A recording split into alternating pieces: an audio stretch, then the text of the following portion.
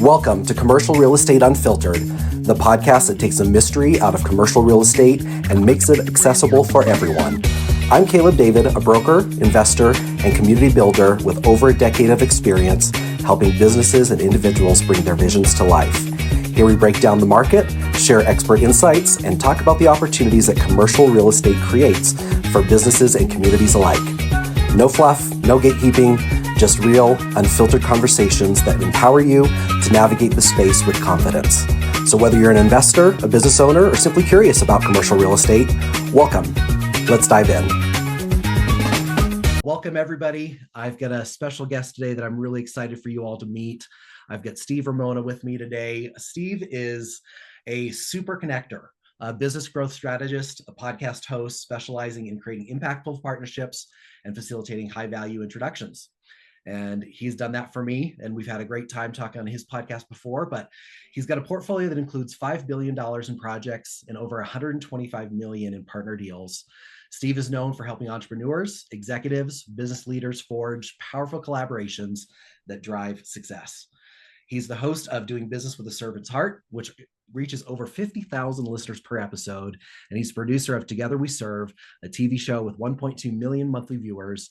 Steve is on a mission to serve first, connect deeply, and create transformational, not transactional, business relationships. Steve, welcome to the show. We're so glad to have you. Thank you. What a great introduction. I'm going to save that recording. That's beautiful. Thanks. Well, I just want to, jump right in, and let's start with, how did you get to be a super connector? It started back at 18 years old without even knowing it. My family started a health club, just got out of high school, was going to go into junior college, play football, and hopefully play in the big leagues. Was too small, never made it. But, my uncle played for the New York Giants, and my cousins played top end football. So it's been a big part of my life, me and my dad. And once I realized it wasn't the route to go, I started working at the health club and checking people in. Yeah. As innocent as that is, it's turned me into a millionaire. Wow. And how?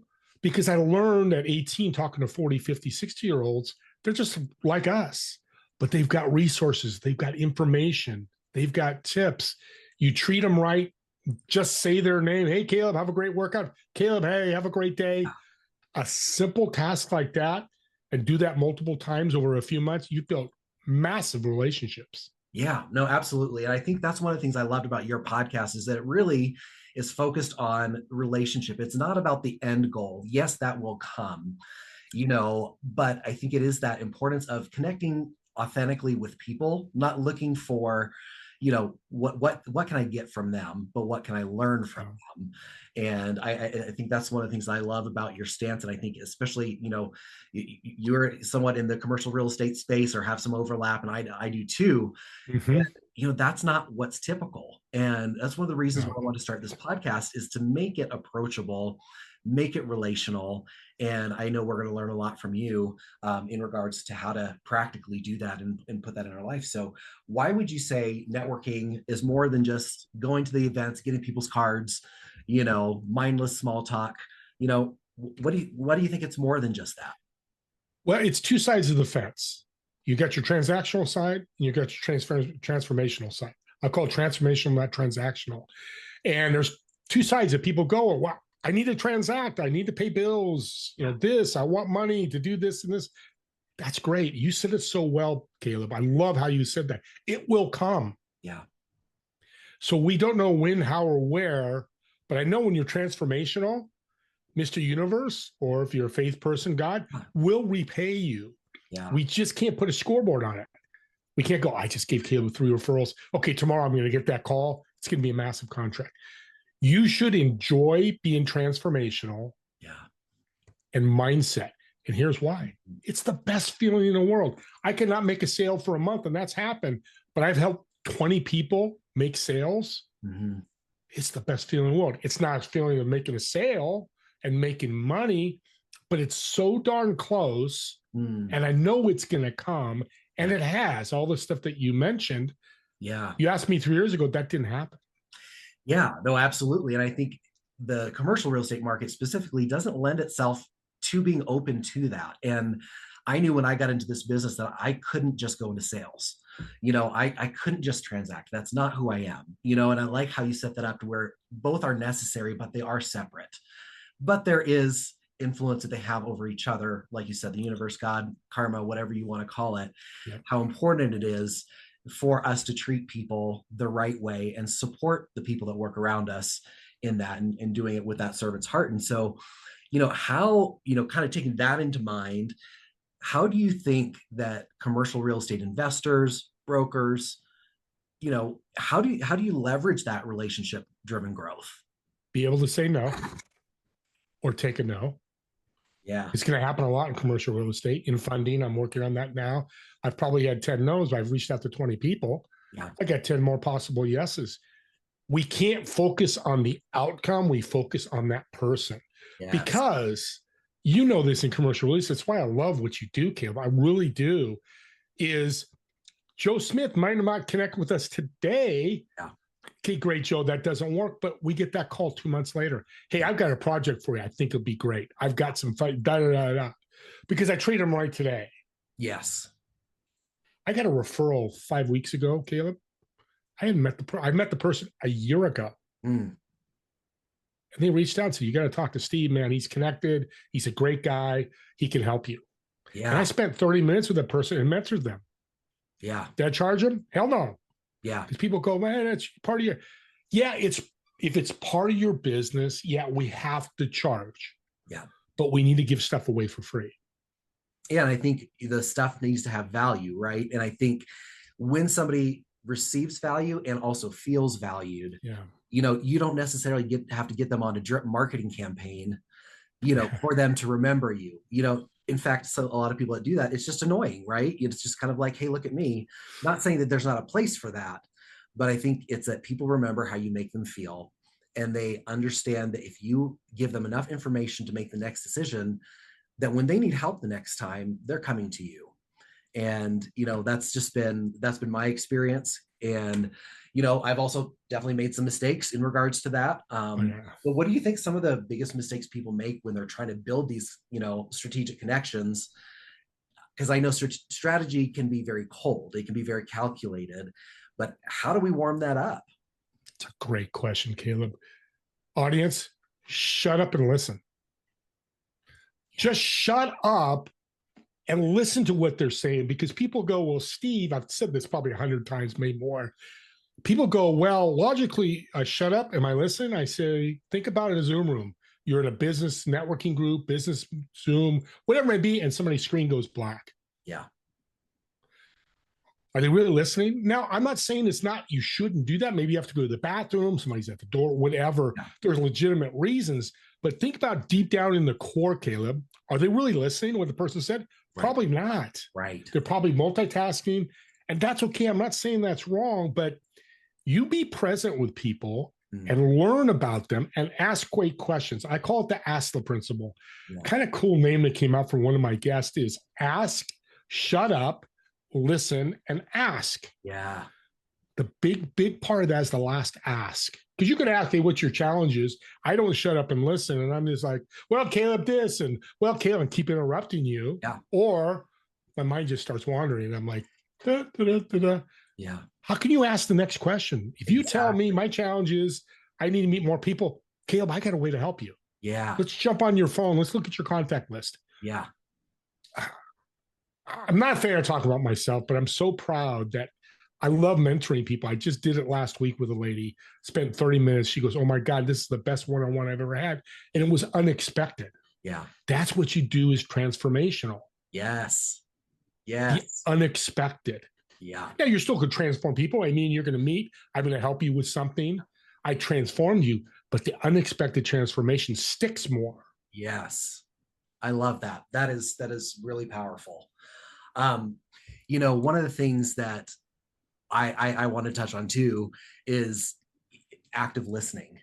I think, I did a certification for a coaching program last year, and that was my biggest takeaway is what is that active listening? And you can shut up, but it doesn't mean you can't be thinking, right?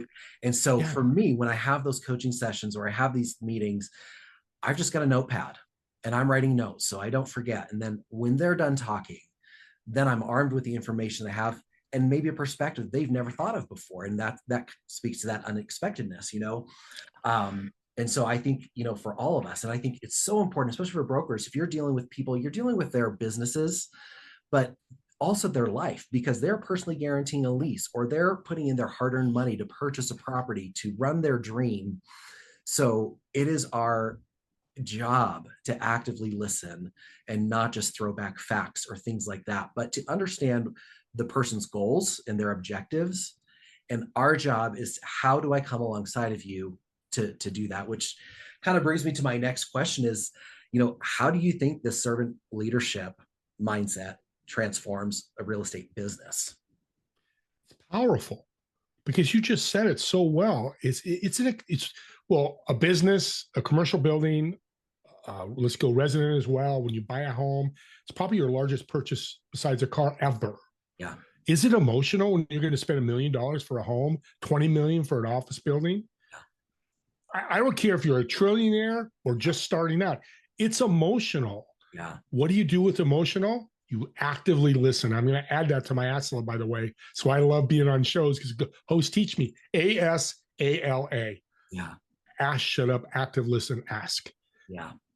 We're afraid in this world to love the people we're working with. I love that you came to I'm going to say it. I love that you came to my podcast workshop and that you learned something. Yeah. I left that on a high. Yeah. Now, we're not talking about intimate love, and you all understand that, but we can be emotional in such a positive way. It could change people's life. Again, transformation. Yeah. But we cannot transform people unless we actively listen. We listen. Yeah. I heard a story. A guy was trying to sell a building, and he was walking somebody around, and the guy was looking for a small office building, 10 offices or less. And he took him over to 100 office building and said, what do you think about this? I know it's a little over your budget. It was a lot over his budget. He tried to force the sale because he get a bigger commission. Yeah. Is that the right thing to do? I don't have to answer that. You right. Audience can think about that. And did he get the sale? You know the answer to that as Absolutely. Well, yeah, because it's not even close to what they're looking for, right? And I think in asking follow-up questions, I tell my team all the time, while you're doing the active listening, also think about, what are the questions that they're not asking? What are they not saying? So how do you bring those questions to the conversation when your time comes to speak, that you can help them get to the answer that they really need? Because lots of times I've had tons of people that have clients that I've worked with that came to me and said, this is what I need. And I knew in my head, that's not what they needed, but you don't come out and say, no, that's not how you do it. But it's it's being curious, asking those questions to get to what is the question under the question. And, that takes practice, but, I encourage folks to, if you're thinking about getting into real estate or any kind of leadership position, to really get some coaching on active listening. I think there's lots of great resources out there that people can go to, or go through a certification program, and I think that is such a skill, that also, I think also leads to some emotional intelligence. And I think that's something very often in the commercial world, we think it's business, but everybody has emotion. There's psychology to every deal, and so how do you bring your best step forward when you're dealing with those clients? The other thing too, sorry to interrupt, Caleb, but you're just good. saying so many incredible things. What a great host you are.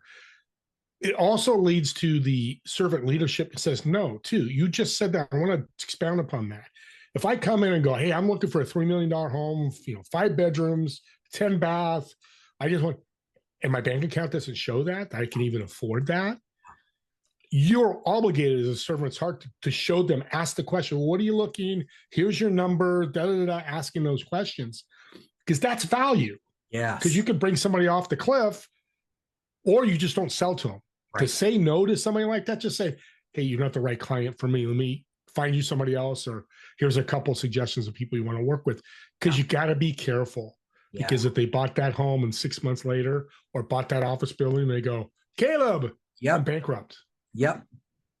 And that's so true, because one of the things I knew going into this world is that I'm not a cutthroat person. Yes, I can be strategic and I can try to be smart and learn, but I want to be able to sleep at night, And that's the transformational part, is that if you bring transformation to someone, and sometimes that no is exactly what they need, and that can be done with kindness, and for me it's important to give them, here are your next steps to move towards that.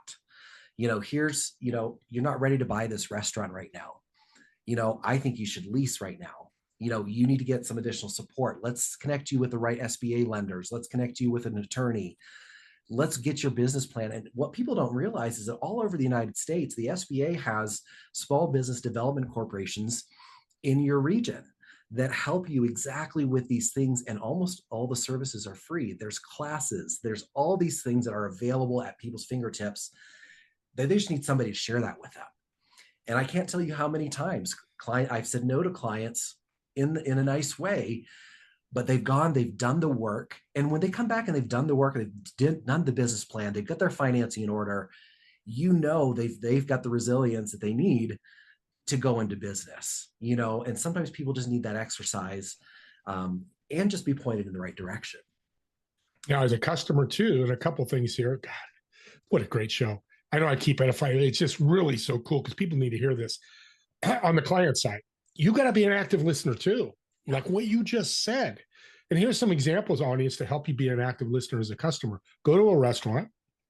You have great service. Grab the waiter or waitress and say, hey, Joni, can you grab your manager? Yeah. Do this all the time. My wife goes, oh, here he goes again. In a good way, but here he goes again. And I kind of did a study with this. And the manager comes over and right away, they're shaking or like, oh my God, because you can hear them talking. Yeah. And the manager goes, well, how can I help you? Hey, what's your name? And Steve, what a great waiter. I would hire them if I had a restaurant. Yeah. I mean, I really, and I want to say pour it on thick, but I really edify them because they were that good. Be authentic. Yeah. Yeah. Most of the time, the manager's never heard that. I've talked to over 100 restaurant managers. 80% of them don't hear good things, but once a year. Once a year. Wow. Why can't we be servants' heart on the flip side? Yes. Same thing with the grocery store. Same thing. See somebody's name tag. Hey, Caleb. Hey, thanks for back. I did it yesterday. The guy looked at me. Young kid was like, oh, you're welcome. Yeah. Transformed them tiny bit. Wasn't a big transformation, but these are little things that you can do. And here's a tip as a commercial realtor that's so powerful. You're working with somebody, you spend a couple of weeks, and they finally go, no, I'm not going to buy the building. Well, it's uncomfortable for somebody to say no to you. I don't care what anybody says. There's some uncomfortableness. Hey, Caleb, I appreciate the 2 weeks, but I'm just not ready. I can't do it. Yeah. Well, as the realtor, you go and you serve them more. Yeah. Well, Steve, you know what? I appreciate that. I understand what you're saying. And you just said it earlier, and I'm going to add to it. Here's some resources that might help you make a better decision. Yeah. Hey, I'm going to send them to you and email them to you. You have any questions at all, let me know, but I'm here for you. Yes. And I think often people think a no is a closed door, but it's not. It's just a not right now. And so then it's that, again, going back to that active listening, what resources to have, to be able to share, to be that valued partner. And I think that's the ultimate goal. But so I think this kind of gets us into kind of the area of values. But how do you think brokers, investors, and developers start creating value-driven business networks? Meet mentors. Meet people that are successful. Here's the greatest tip I learned from the business side, but same with the real estate side. Go out to networking groups, go to offices, go and knock on guys' doors that are doing hundreds of millions of dollars and say, can I spend 30 minutes? They may say no to you. You keep, again, that no is not right now, and you keep going, but you say spend time with them. Yeah. Well, guess what, Caleb? They're going to, you're an expert. Somebody should be knocking on your door and saying, can I spend 30 minutes and ask you some questions? Get an ask a lot. Yeah. But now you take that information that they've given you, and then when you get that no, now you're armed with, hey, Joe Smith, who's done 100 million last year, he told me we should probably work on that. You have to have these resources that bring value to serve. Yeah. Why not get them from mentors? Yeah. So that leads me to a question that's off script, is I know the answer to this, but how important is it for personal transformation to happen in order to serve better? Obviously it's important, But what are some examples that you can think of? Obviously, there's the mentors that you've just brought up. What are some other things that you think are some tools that could be transformational, whether you're a business owner, commercial broker, whatever? What are some things that you can do to focus on your own personal transformation?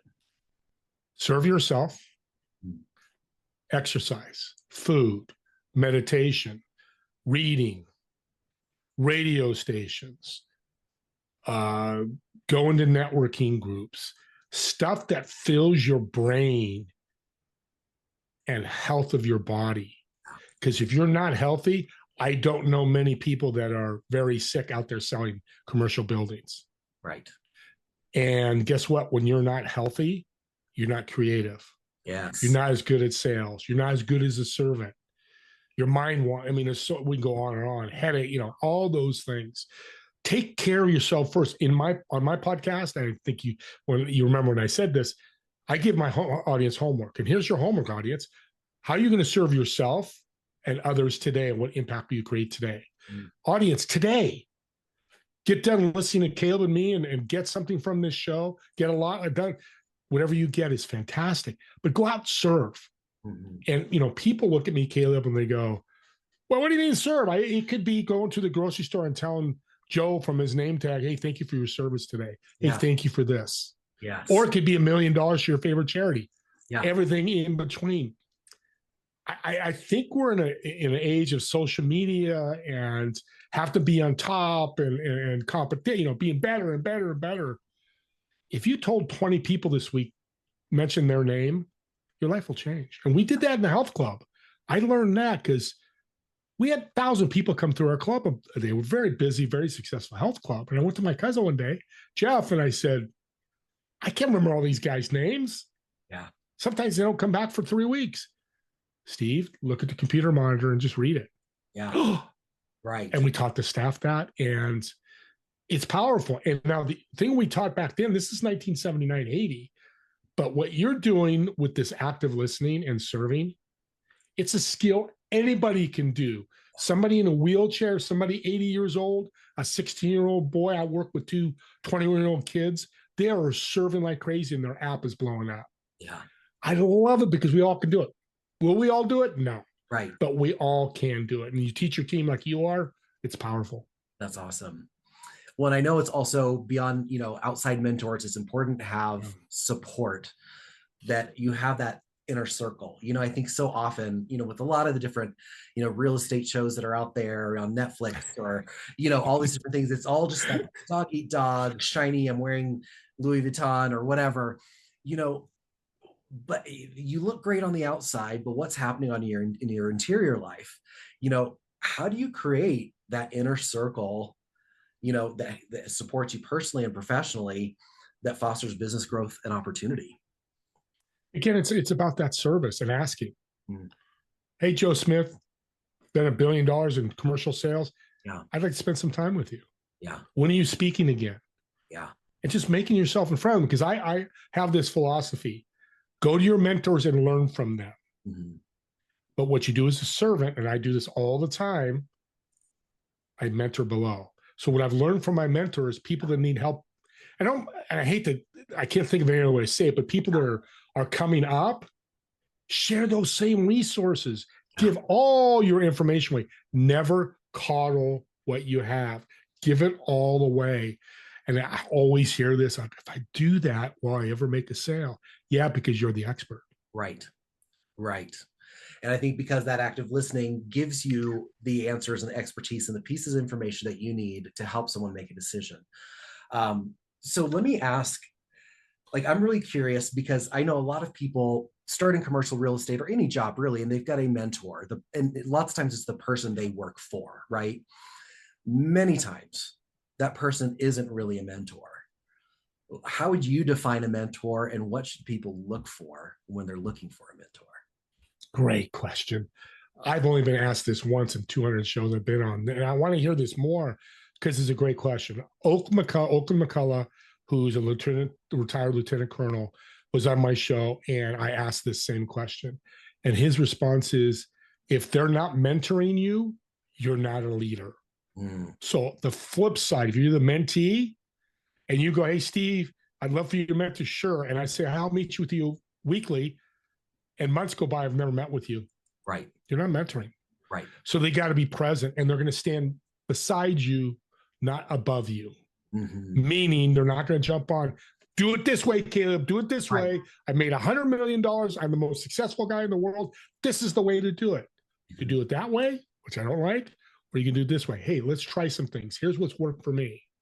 I call it spaghetti. Throw spaghetti on the wall. If it fits for Caleb, great. If it doesn't, we're going to walk away friends. I'm going to help you in the future. Right. You suggest, you don't tell. Yeah, I like that. So you've been doing podcasting for a while. And I was honored to be one of my first guest spots was on your show, and just it was warm, friendly, informative. But like tell me how you got into podcasting, and why is that important for real estate professionals to consider making that part of the marketing and branding strategy? Podcast has changed my life. Literally, I'm 63 years old. What I'm going to do in the next couple of years, I haven't done in 40 years. And because I've again, servant's heart. So I'm always promoting my clients. I'm always linked in, hey, you need it. To this day, people reach out to me and go, hey, I've got a workshop coming up. I'll throw it out to my social media. Hey, here's a flyer. Check out my friend's event. Why aren't we doing that more? Do that. That's another way to serve. Yeah. But I was Doug Cornfield, give a shout out to Doug, reached out to me and said, hey, got a guy that helps with your podcast. He teach you how to do it. I'm like, I've been thinking about doing it for a couple of years, another way to promote my clients, but I just didn't have time to figure it all out. So I jumped on and I went through the coaching the first day. And now Josh is my business partner, which is a great story as well. It was October 4th, 2022. It's those dates you never forget, Caleb. Yeah. I do remember our wedding, but this was powerful. I said, Josh, I'm so excited. What do I do? He goes, just start recording. Yeah. And then we'll get it out there. And that's what I did. And I followed his lead. I shut up. I listened. There was 20 people in the group. I was the only successful guy because I would follow, lead. I wouldn't, oh my God, we're not meeting enough, or this didn't work, or why is that, that doesn't get you anywhere. Yeah. Ask for the solutions. And then I start having my guest on, and I'm like, people are starting bringing me more guests. And then people are like, what are you doing? Hey, how can I help you? How can I support you? Next thing you know, I'm getting 3 to 5 referrals daily. Wow. For my podcast. So I used my podcast to build my network. Yeah. Now, I used to run networking groups. They're good. I'm going to be controversial a little bit, but to a point, I wouldn't be here today. I wouldn't meet billionaires on a networking group. They just don't go. They've told me we don't go there. Yeah. But they'll come on a podcast. Yeah. They've got a message. They've got a story. They're excited about something, a book, whatever. Yeah. So once I started seeing that, Caleb, I'm like, holy mackerel. And then things came about, and now I own a company. It's partnered with my 2 wonderful partners, Max and Josh, and we're doing some big things. Yeah. If you want to grow your business and you're comfortable doing a podcast, you got to do it. Yeah. Well, I think that kind of applies not just to real estate professionals. You said just start recording. It's kind of just get started. Have some framework. If you're looking to write a book, just start writing. Maybe it's 30 minutes a day. And I think so often, because before I started this podcast, I'm like, I don't have tech skills. I can just be lucky to figure out how to hit record. Now there's like these AI generators for the things. How do I do this? But it's just like taking that one step at a time and knowing that there are resources available and people who do this day in and day out that can help you. And so I think that translates not just from podcasting, but into almost any area. Find that mentor. And, sometimes a mentor looks like a book. Sometimes a mentor looks like, education, so I think people get stuck on, I've got to have this mentor and this is the one all and be all. But I think they play a role, but that person should be pointing you in the direction of other resources that you can start gathering yourself. And the podcasting also becomes mentors. Some of these people, like Mark Hunter, ego. You have an ego, Steve. I'm like, oh, well, wait a minute, Mark. He goes, no, you're empowering greater outcomes. That's what really ego means. Yeah. And I use that all the time. Oak McCullough, I told you the little story. Another one I learned, slow is smooth, smooth is fast. It's a Marines that statement. It's what they say, Yeah. what they're always saying. Smooth is slow is smooth, smooth is fast. Yeah. That works anywhere in big commercial real estate. Yeah. You're not going to sell that $20 million building tomorrow, but you go slow Right. and smooth and build, and then it gets sold 6 months later, whatever it may be. Yeah. I get to learn from my podcast host Yeah. guests as well. And it's so much fun doing these. I love being a guest too, because you can make an impact with people. Just a wonderful opportunity. Yeah. Well, what do you think? What are some daily habits of high impact business leaders that you've seen drive success, maybe over and over again, or kind of tried and true? What are those habits? I know you mentioned, exercise, eat well. What are some of those other daily habits that you've incorporated, that you found to be effective? Get better 1% every day. Mm. We're March 25th was the recording of this show. So that's about 9 months, 8 months. Let's use 5 for, it's like 200 days. Let's just use that number. Yeah. So January 1st, 2026, you're 200% better. Yeah. Is your income going to rise? Mm. Is your personal growth going to rise? Are you a better servant? Yeah. Just getting better. People go, I made $1 million this year. I want to do 100 million next year. Right. That's a dream. That's not a goal. Right. Not saying you can't do it. That's why it's a dream. Right. But don't go from, I'm going to get better 1% tomorrow to next week, I'm going to get 50% better. Because tomorrow you might get 1%, the day after 2%, the day after 2%, the day after 1%. It just starts compounding, but just trying to get better. And whatever that looks like, because people ask me, so what do you mean? It could be reading a book. It could be exercising more. It could be meditating. It could be going to your church. And I had another great guest, Anthony Trucks, who was an ex-NFL player. He calls it the dark work. Mm. Those times that nobody's around celebrating, cheering you on. I get up at 5:15 in the morning and I work for 2 hours. It's just me and the computer, or me and whatever I'm doing. Yeah. And I don't celebrate. I don't announce it. Of course, I said it today, but find those hours that you're working that you don't care about celebration. Yeah. It just moves you forward 1% every day. Yeah. And I've heard it said a different way in the past, like it's the shadow work, right? It's that work that no one except your inner circle is going to know and celebrate, but that's enough, because that's the hardest work to do, is when you are in that dark hole, you're in depression, to get and sit with it and get to know yourself better. And then you said it earlier, serve yourself.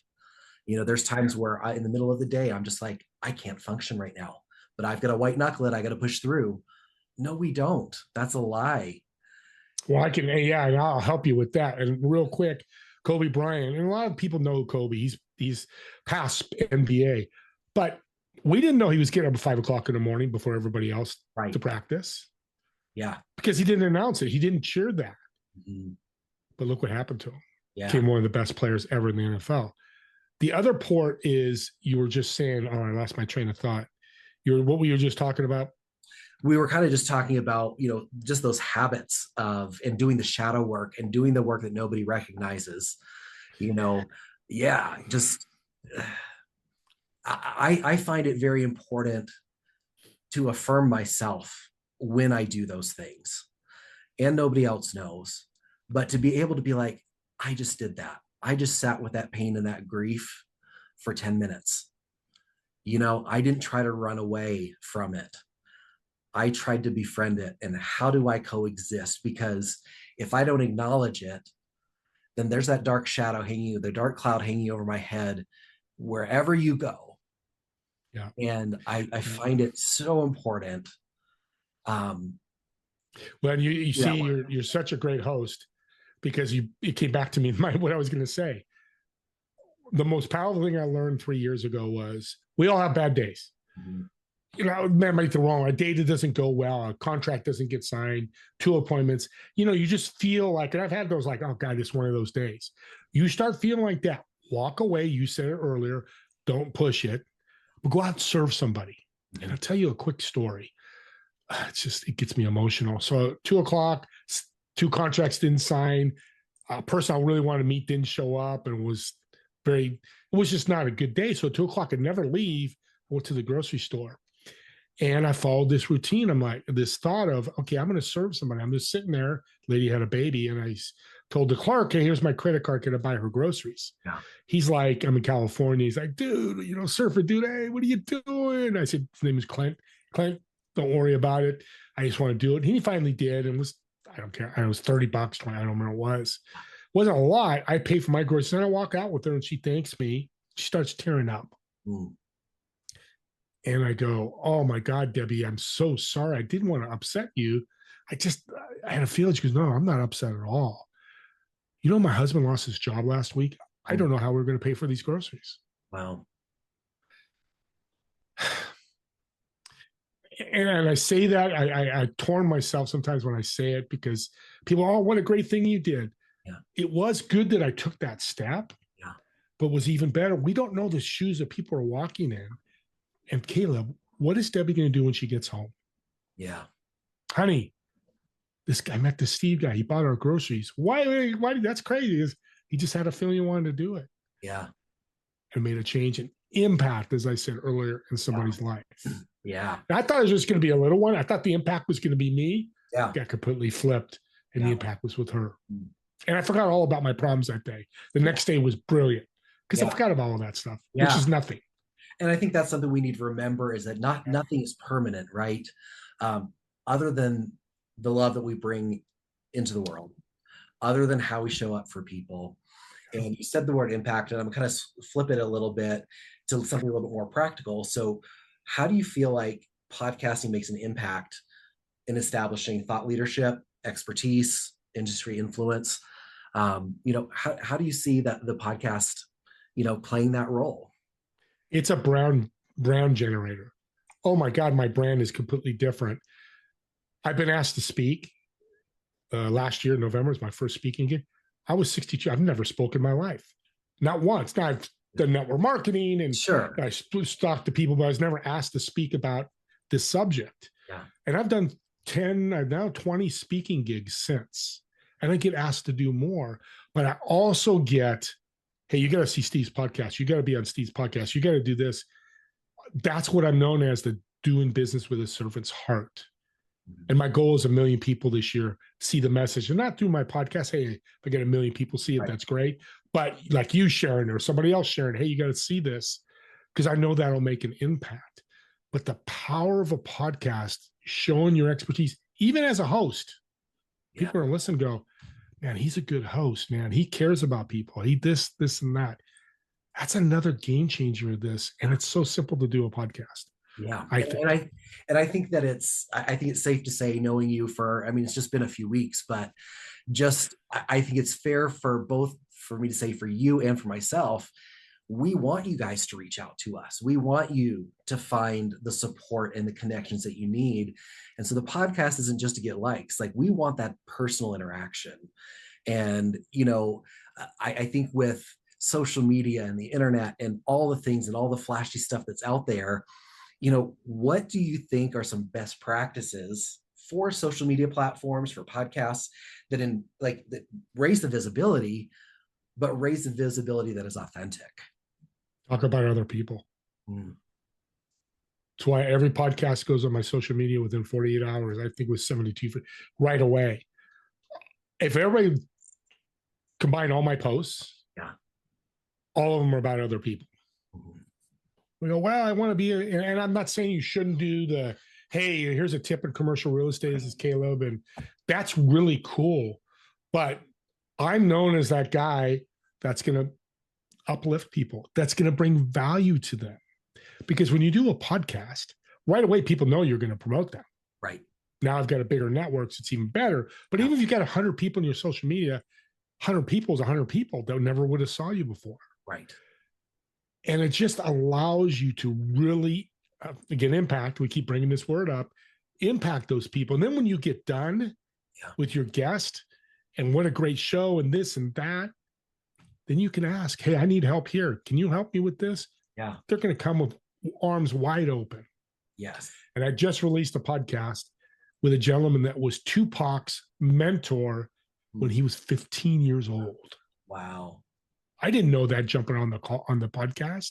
What a wonderful guy, just a beautiful guy. And I get to learn stories. And here's the other thing about podcasts. I had a gentleman, Alfonso James, on who was convicted of murder at 17. Mm. He never did the murder. He was not even there. Yeah. But he's a black boy, chosen, corruption, all that crazy stuff that goes on, which, praise the Lord, goes away eventually. He spent 32 years in prison.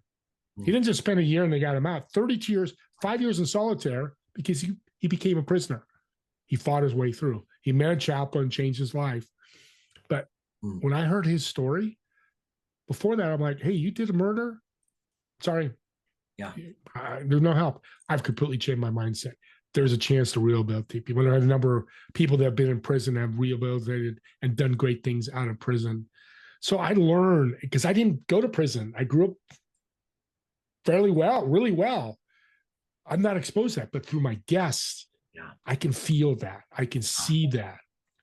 Yeah, I love that. And Steve, I feel like we could talk forever on this, but I kind of want to just kind of start winding things down a little bit and just kind of share, with people. We'll have this in the show notes, but you guys go check out Doing Business with a Servant's Heart on the podcast. I mean, great insights on relationship building, networking, business growth, way beyond what we covered today.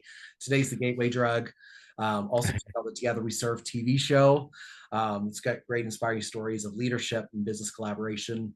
And you guys, there's plenty of opportunities for you as an entrepreneur, as a broker, or as a business owner to network with the people that can support you and become that inner circle and support for you. So Steve, maybe share, a last few thoughts, and where can people find you online? LinkedIn, Steve Ramona, Ramona, or you can email me, stevr1961@gmail.com. I do a free monthly podcast workshop. So if you're a host or want to be, Caleb's visited, and I'm thankful that he did. He was such a great member of that and helping out with that meeting. I also do some business mentoring, but more and more so, care. Show that you care. If you're afraid people are going to step over you, be aware of that. And that's where you can just walk away. And I've had to learn to do that. And it's powerful and it's not easy, but just show you care and be that servant and bring value. Every person that you run into, every person, not Caleb today, tomorrow I won't do John. Every person, again, value has many different levels, but just somehow, some way. I've given you some examples. So. Awesome. Well, Steve, thank you for being on the show. And I would like to, I've used your end question on a few of my podcasts so far that they're not out yet. I just thought it was such a powerful question. So today, the question is, you've got a table of 4 people, you're going out to eat, maybe it's your last meal. There's 4 seats at the table, and I'm botching it because you do it way better. But the idea is, you're sitting in one of those 3 seats. Who are the other 3 people at the table, and what are you eating? Jesus, first of all. Just loved how he knew to roam this earth for 30 years and how he served. He was the top server in the world. My dad, who I lost in 2017, we were best of friends. We fought because we're both Italian, but we also loved each other immensely. It was all about love. And the third one, there's so many I'd like to pick. I'm a big sports guy. Probably Kobe Bryant, I mentioned earlier. Yeah. What drove him to get up early? What drove him to be what he was? What drove him to be a great family man with all that he had to deal with? Yeah, Kobe would be a great one. I love that. Well, Steve, thanks so much for your expertise and for sharing and for this conversation. Look forward to ongoing connection with you. Oh, the food. Italian food. We can't forget the food. The Italian food, pasta, gnocchi, garlic bread, and a great Caesar salad. Oh, that sounds great. I forgot the food. You get so excited. Awesome. Well, thank you, Steve. I really appreciate your time and look forward to talking to you again soon. That's a wrap on this episode of Commercial Real Estate Unfiltered. I hope you found value in today's conversation and feel more confident about navigating the world of commercial real estate. If you enjoyed the episode, be sure to subscribe, leave a review, and share it with somebody who could benefit from these insights. You can connect with me, Caleb David, and the team at David Commercial Real Estate. Just check the show notes for more information. Thanks for listening, and remember, Creating space is more than just real estate, it's about building community. See you next time.